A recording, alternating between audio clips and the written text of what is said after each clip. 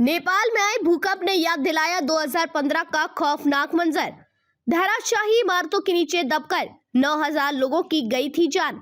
नेपाल में बीती रात आए 6.4 तीव्रता के भूकंप से कई इमारतें ढह गई और 128 लोगों की जान चली गई।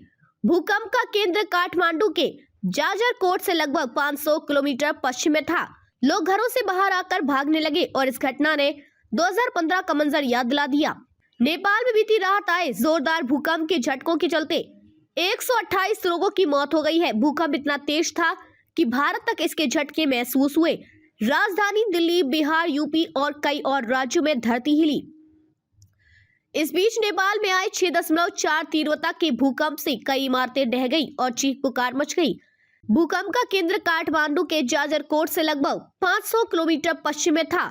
लोग घरों से बाहर आकर भागने लगे और इस घटना ने 2015 का मंजर याद दिला दिया। 2015 में तेज भूकंप से आई थी तबाही। 2015 में भी नेपाल में तेज भूकंप के झटके लगे थे। भूकंप की तीव्रता 4.9 होने के चलते सैकड़ों घर तबाह हो गए थे और करीब 9000 लोगों की जान चली गई थी। भूकंप से मची तबाही में 22,000 से ज्यादा लोग घायल हो गए थे, जबकि 30 लाख से ज्यादा लोग बेघर हो गए थे। चिकित्सा सुविधाएं हो गई थी चौपट। भारत ने की मदद। नेपाल में आए भूकंप के चलते वहां की चिकित्सा सुविधाओं की पोल खुल गई थी। काठमांडू में जख्मी और घायल लोग खुले में पड़े हुए थे। उन्हें अस्पतालों में बिस्तर नहीं मिल पा रहे थे। इस दौरान नेपाल के लिए भारत ने मदद का हाथ बढ़ाया था और वहां कई राहत सामग्री भी भेजी थी।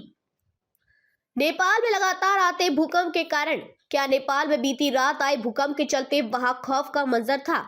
नेपाल में बीते एक महीने में 3 बार भूकंप के झटके लग चुके हैं।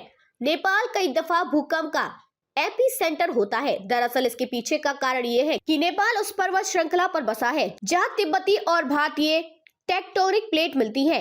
ये टेक्टोनिक प्लेट सदी में कई बार एक दूसरे के पास खिसकती है, जिससे भूकंप आता है।